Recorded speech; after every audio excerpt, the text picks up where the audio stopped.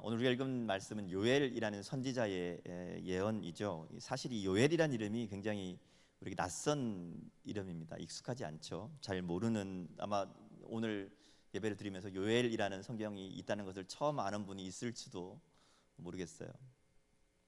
근데 오늘 본문의 내용을 보면 사실은 이 찬양의 가사로 잘 알려진 내용입니다.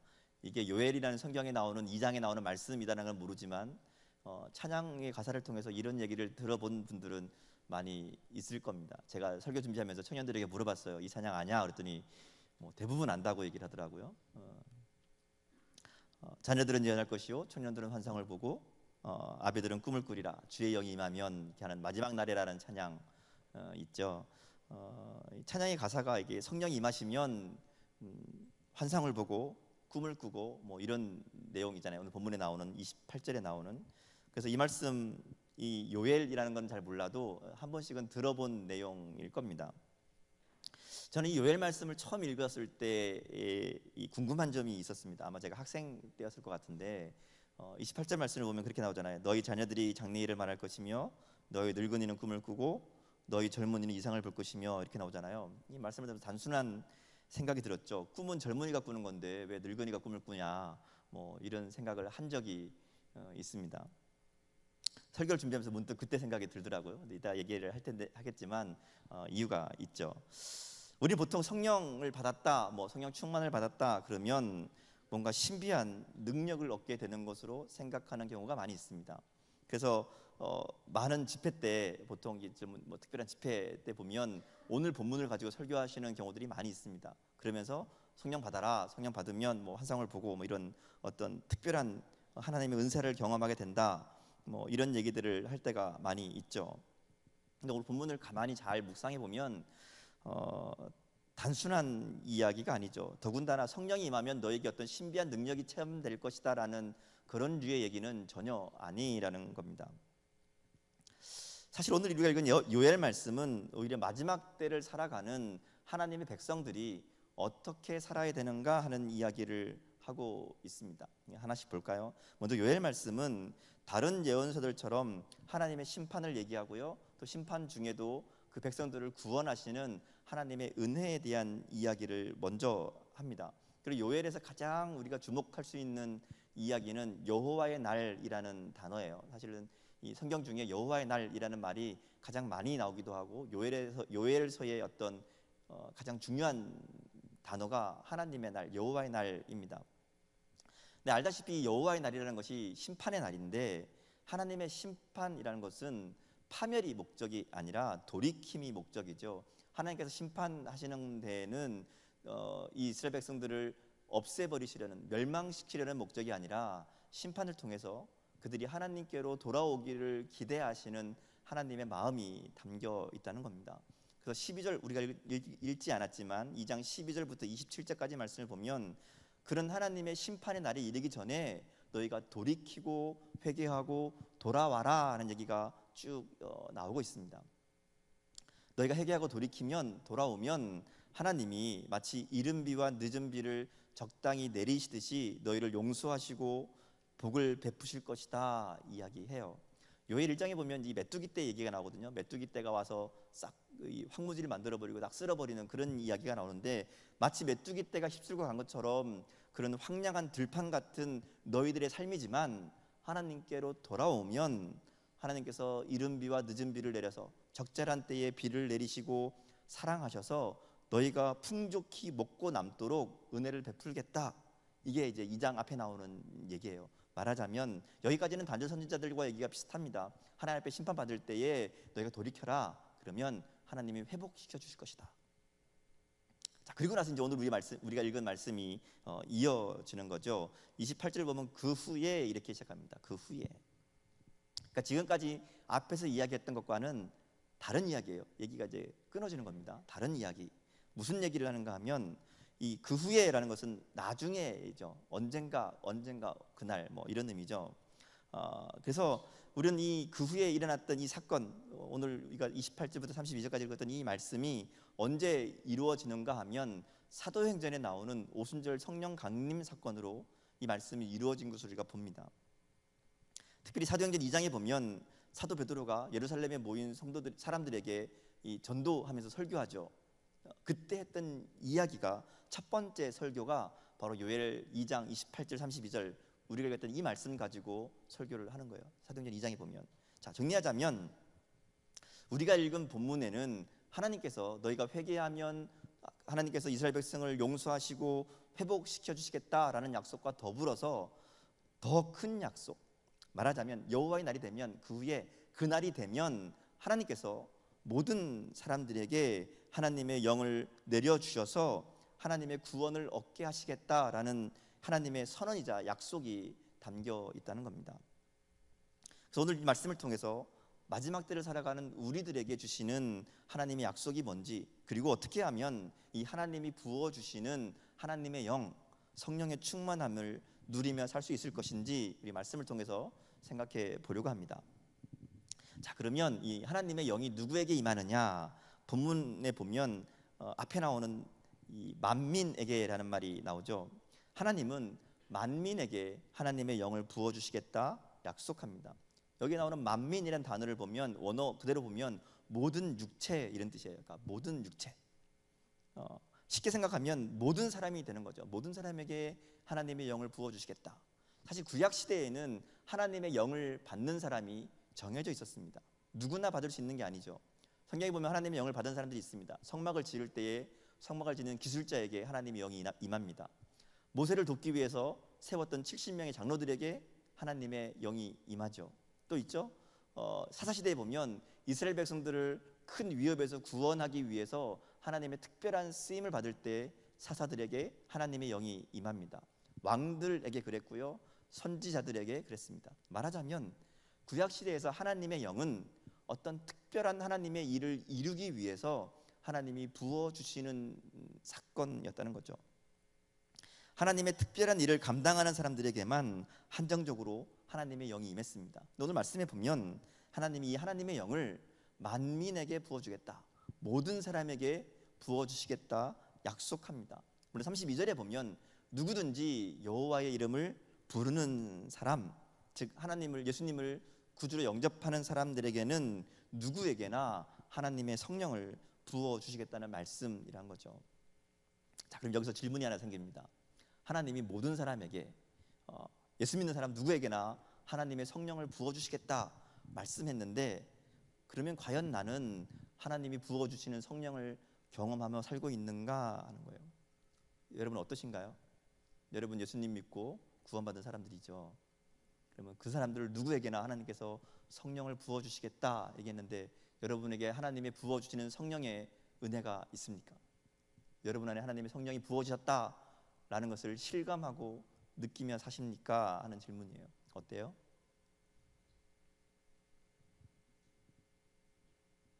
하나님의 백성은 하나님의 영을 받은 사람이고요, 하나님의 영의 인도하심을 따라 살아가는 사람이죠. 우리가 예수님을 구주로 영접하고 내 인생의 주인으로 모시기로 결단하면 하나님의 성령이 우리 안에 임합니다. 그러면 우리는 우리 안에 계신 하나님의 성령의 인도하심을 따라 하나님이 기뻐하시는 일을 하고요, 그 일을 하나님이 기뻐하시는 일을 생각하고 그 일을 하기 위해 살아가게 되죠. 이게 로마서 8장에서 얘기하는 하나님의 백성이 된다는 말의 의미입니다. 하나님의 백성이 된다면 우리 안에 하나님의 영이 거하시고요, 그 하나님의 영이 우리에게 하나님이 기뻐하시는 일을 알게 합니다. 그리고 하나님이 기뻐하시는 그 일을 하기 위해서 우리가 살아가게 된다는 거죠. 그런데 예수님을 믿는다고 하면서 하나님이 기뻐하시는 일을 생각하는 것이 아니라 내가 기뻐하는 일을 생각하고, 하나님이 기뻐하시는 일들을 행하며 살아가는 것이 아니라 내가 하고 싶은 일, 내 욕심을 따라 여전히 살아가고 있다면 정말 내 안에 성령이 계신가, 내가 하나님의 백성인가 생각해 보아야 된다는 겁니다. 또 한 가지 생각해 볼 것은 내 영을 만민에게 부어주시겠다라고 말한 거예요. 자, 부어준다는 말은 앞부분에 나오는 이 비와 관련되어 있습니다. 이른 비와 늦은 비를 내려주시겠다, 부어주시겠다 했던 그 말씀과 동일한 이야기죠. 이 얘기는 충분하게 준다라는 의미입니다. 이스라엘의 회복을 말씀하시면서 늦은 비와 이른 비를 얘기하신 것은 충분히 열매 맺을 수 있도록 비를 부어주시겠다, 그런 약속이거든요. 말하자면 하나님의 영을 부어주시겠다는 말씀도 같은 말이라는 거죠. 하나님의 영이 우리 안에 단비와 같이 부어진다라는 겁니다. 우리의 삶을 살리고 우리 가운데 풍성한 열매를 맺을 수 있도록 충분한 양으로 부어주시겠다. 우리 그것을 성령 충만 이렇게 보통 이야기하죠. 자, 그리고 이렇게 단비와 같은 성령의 부으심을 경험한 사람들의 삶은 풍성한 열매들로 가득하게 됩니다. 24절에 보면 단비를 통해 마당에는 밀이 가득하고 독에는 새 포도주와 기름이 넘칠 것이다, 이렇게 말씀하시잖아요. 우리들의 삶에도 하나님의 성령이 단비와 같이 부어지면 그런 풍성한 열매들이 맺혀지게 되어 있다는 겁니다. 자, 그래서 또 한 가지 질문이 생기는 거예요. 오늘 말씀을 근거로 생각해 보면 누구든지 하나님의 뜻에 합당한 영적인 열매, 이 풍성한 열매들을 맺으면서 살지 못한다면, 그러면 과연 성령이 나에게 충분히 부어주는 삶이 맞는가 하는 것을 생각해 보야 된다는 거죠. 자, 제가 두 가지 질문했죠. 하나는 내 인생이 하나님이 기뻐하시는 일을 하고 있는가? 내 삶에는 하나님이 주시는, 하나님이 원하시는 열매들이 맺혀지고 있는가? 이 두 가지 질문이 내가 과연 성령의 충만함을 누리며 살고 있는가 하는 것을 보게 되는 질문이 된다는 거죠. 여러분 어떠신가요? 여러분 안에 하나님이 기뻐하시는 일을 하고자 하는 이 간절한 마음이 있습니까? 그리고 여러분의 인생 가운데, 여러분의 삶 가운데 하나님이 원하시는 열매들이 맺혀지고 있나요? 자, 이어지는 말씀을 보면 이 하나님의 영이, 성령이 부어진 결과가 무엇인지를 이야기합니다. 너희 자녀들이 장래일을 말할 것이며 너희 늙은이는 꿈을 꾸며 너희 젊은이는 이상을 볼 것이며. 제가 궁금했던 자녀들, 늙은이, 젊은이 뭐 이런 얘기 나오죠. 먼저 이걸 보면 사실 굉장히 단순한 문제입니다. 이 세 가지 종류의 사람들은 각기 다른 결과를 이야기하는 것이 아니라 그냥 이 세상의 모든 사람들을 의미하는 것으로 보면 됩니다. 말하자면 성령이 부어지면 모든 사람들이 장래일을 말하고 꿈을 꾸고 이상을 보게 될 것이다 라는 이 얘기죠.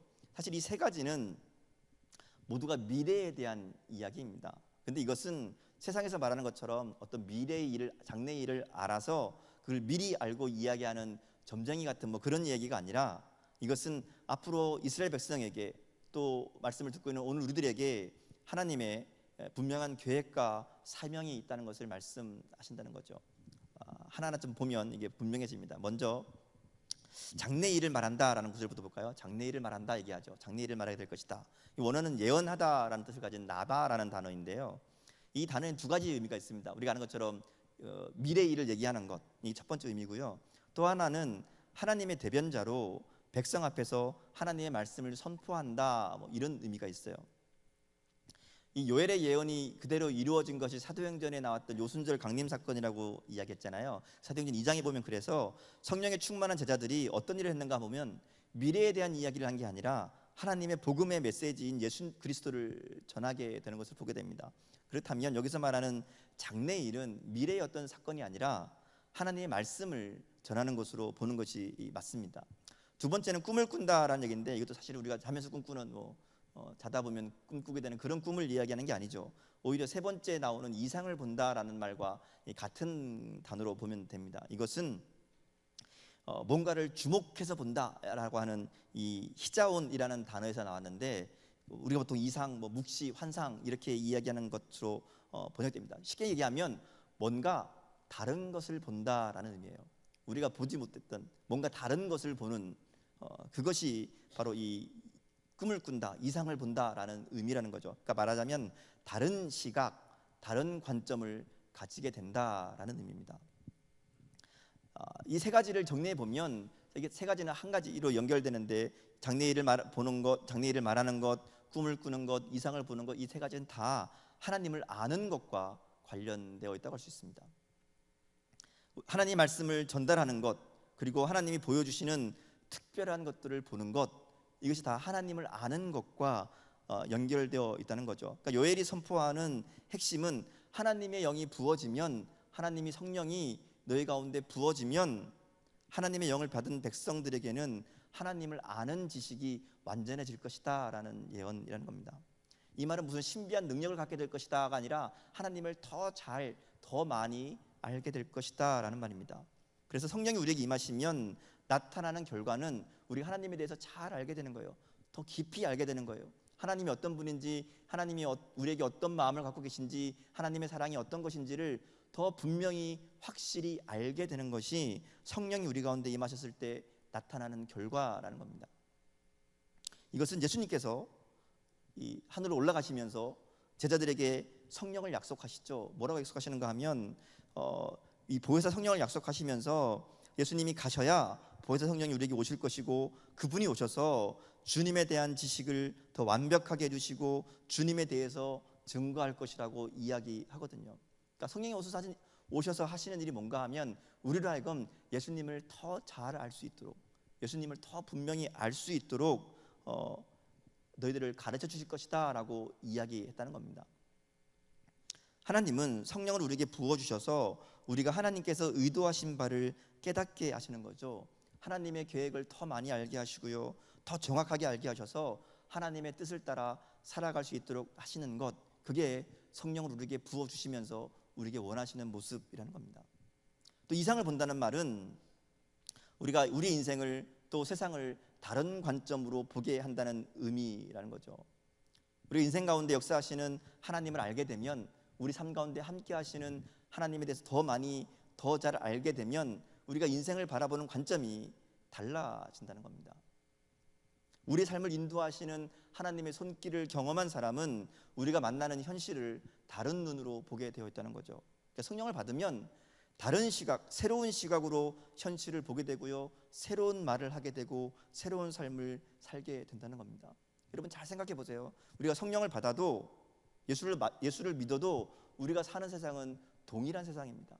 똑같은 삶을 살아가게 됩니다. 그런데 성령을 받으면 달라지는 게 있는데, 그게 뭔가 하면 똑같은 현실이지만 그 현실을 바라보는 우리의 시각이 달라지게 되어 있다는 거죠. 우리에게 성령이 임하시면, 하나님을 더 잘 알게 되면 우리의 인생과 세상을 바라보는 눈이 바뀐다는 얘기입니다. 세상에 반응하는 우리의 말과 행동이 달라진다는 것이죠. 하나님은 성령을 통해서 우리에게 이 일을 이루어 가신다는 겁니다. 자, 이어지는 29절 말씀부터 보면 그때에 이렇게 하죠. 그때는 하나님의 성령을 만민에게 부어주시는 때, 우리 그때 사도행전 2장으로 얘기한다고 그랬는데, 말하자면 초대교회의 성령 강림의 때입니다. 그리고 바로 그때부터 마지막 때가 시작되었다 이렇게 얘기합니다. 그때에 하면서 그 다음 나온 얘기가 뭔가 하면 이 세상의 마지막에 있을 징조 같은 이야기들을 하시죠.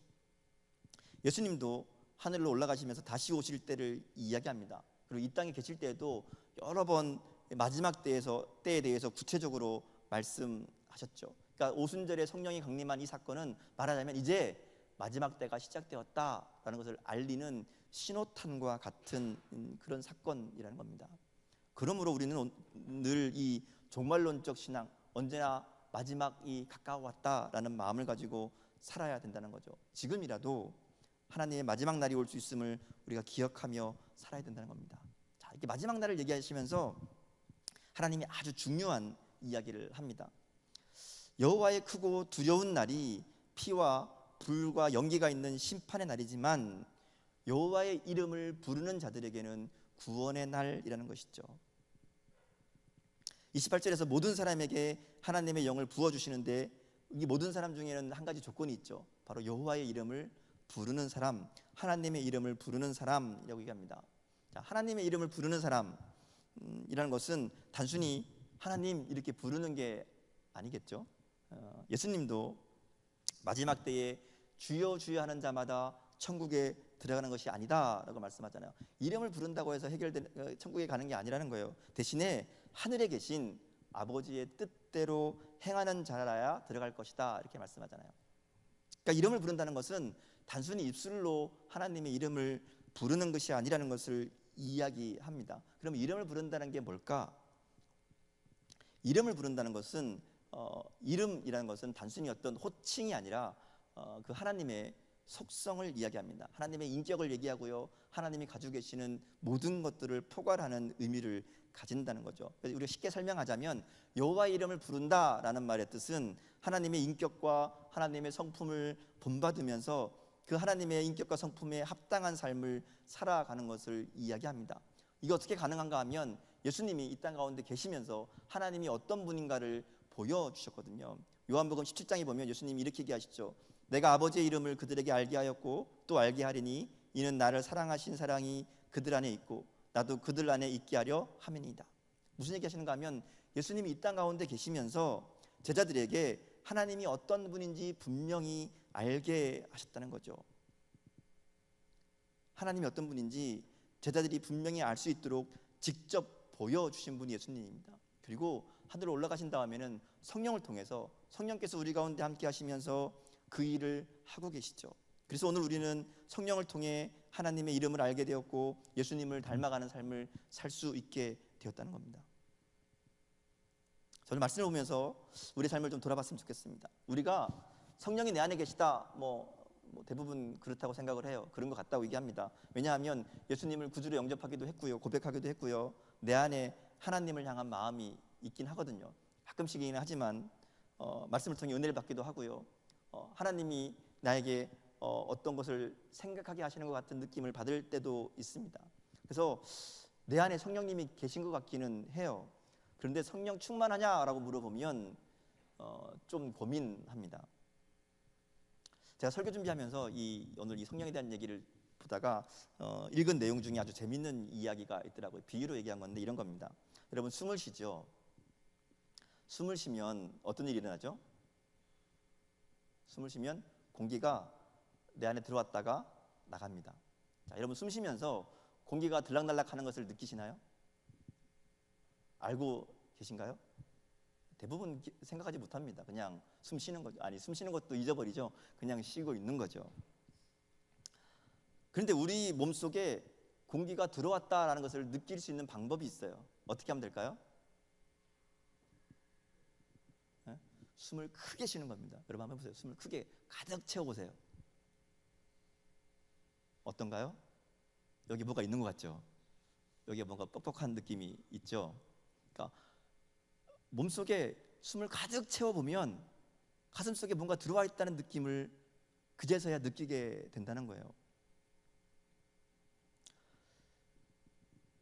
성령 충만도 그렇다는 거죠. 우리가 누구든지 예수님을 영접하면 성령을 받지만, 그래서 성령 안에 살아가고 있지만 성령이 내 안에 계시다는 것을 잘 느끼지 못한다는 거예요. 깨닫지 못한다는 겁니다. 하나님은 분명히 우리 모두에게 성령을 약속하셨는데 모두가 그것을 느끼며 사는 것이 아니라는 거죠. 근데 그것을 느낄 수 있는 방법이 있는데 그것은 우리가 호흡을 할 때 또 숨을 크게 한번 쉬어보면서 이 숨 쉬는 것을 민감하게 느껴보려고 할 때, 살필 때 알게 되듯이 우리가 성령의 인도하심을 민감하게 느끼려고, 성령이 내 안에 역사하시는 것을 우리가 알아채려고 노력할 때, 그리고 그 인도하심에 순종하게 될 때 성령의 충만함을 느끼게 된다는 겁니다. 그리고 그렇게 내 안에 성령이 계심을 확신하고 점점점 그 성령의 인도하심을 따라 순종하며 살아가게 될 때 성령 충만이라는 것을 경험하게 된다는 겁니다. 이렇게 성령께서 우리 가운데 함께 하신다, 성령이 내 안에 역사하신다라는 것을 민감하게 느낄 수 있는 아주 이 분명한 확실한 방법이 하나 있는데 그건 바로 말씀을 통해서라는 겁니다. 자, 성령께서 우리 가운데 하시는 일이 뭐라 그랬죠? 성령이 우리 가운데 오시면 어떤 일이 일어난다 그랬어요? 하나님을 알게 된다 그랬죠. 하나님을 더 잘 알게 된다, 더 많이 알게 된다. 하나님은 성경을 통해서 우리에게 말씀하시죠. 왜냐하면 성령이 하시는 일이 하나님에 대해, 예수님에 대해 우리가 더 잘 알 수 있도록 하는 것인데, 우리가 하나님을 잘 알 수 있는 가장 분명하고 정확한 방법은 바로 성경을 통해서이잖아요. 그래서 우리가 성경을 통해서 하나님의 뜻을 알고자 할 때 우리로 깨닫게 하시는 분이 바로 성령님이시고요. 그래서 우리가 잘 몰라도, 어려워도, 힘들어도 말씀을 가까이 하며 하나님 말씀 가운데 내가 하나님을 알기 원합니다, 이렇게 성령의 도우심을 구하며 나가면 우리 가운데 역사하시는 성령의 음성을 들을 수 있게 된다는 겁니다. 그게 성령께서 우리 가운데 하시는 일이기 때문에 그래요. 그래서 우리가 성령 충만한 삶을 원한다면 무엇보다 말씀에 가까이 나가야 됩니다. 우리가 큐티하고 성경을 통독하고 예배를 통해 설교를 듣는 것, 늘 말씀에 가까이 하는 것이 성령의 인도하심을 받는 가장 좋은 방법이라는 겁니다. 자, 우리는 예수님을 믿고 구원받고 성령을 선물로 받은 사람들입니다. 그러기에 우리에게 이 세상의 종말의 날은 심판의 날이 아니라 구원의 날이고 은혜의 날이죠. 그러기에 그날이 가까웠음을 우리가 날마다 기억하고 더 성령을 의지하고 하나님의 이름을 부르고 하나님의 뜻을 따라 살아가야 됩니다. 우리 안에 계신 성령님의 음성에 귀를 기울이고 우리 삶이 온전히 하나님의 뜻을 이룰 수 있도록 순종하며 결단하며 나가는 우리들의 모습이 있기를 원합니다. 그러면 우리의 시각이 달라질 거예요. 그래서 우리 가운데 역사하시는 하나님의 역사를 보게 될 겁니다. 그리고 하나님의 크신 역사를 이루며 살게 될 줄 믿습니다. 우리를 향하신 하나님의 계획을 알게 되고요, 우리를 사랑하시는 그 하나님의 사랑을 더 깊이 깨닫게 될 겁니다. 그리고 우리 삶 가운데 능력의 손길로 함께 하시는 그 하나님을 보게 될 것이고요, 하나님의 꿈을 우리도 꾸게 될 줄 믿습니다. 그리고 그 꿈을 이루어가는 동역자로 우리들을 사용하실 겁니다. 그러나 이 꿈을 가지고, 이 기대를 가지고 오늘 이 시간 요일을 통해 약속하신 성령의 부으심이 우리 안에도 가득하기를 기도했으면 좋겠습니다. 이 시간 성령의 목소리에 귀를 기울이고 순종할 수 있도록 더욱 말씀 앞으로 나가겠습니다. 결단하며 기도합시다. 그리고 성령 인도하심에 믿음으로 순종하겠습니다. 그래서 내 삶을 통해 하나님의 놀라운 일들, 하나님이 꾸는 꿈들을 우리가 같이 꾸고 하나님의 귀한 일들을 이루어가는 그런 멋진 인생 살기 원합니다. 우리가 성령 충만한 삶을 살기 원합니다. 함께 결단하며 그렇게 기도했으면 좋겠습니다. 함께 말씀을 기억하시면서 같이 기도하겠습니다.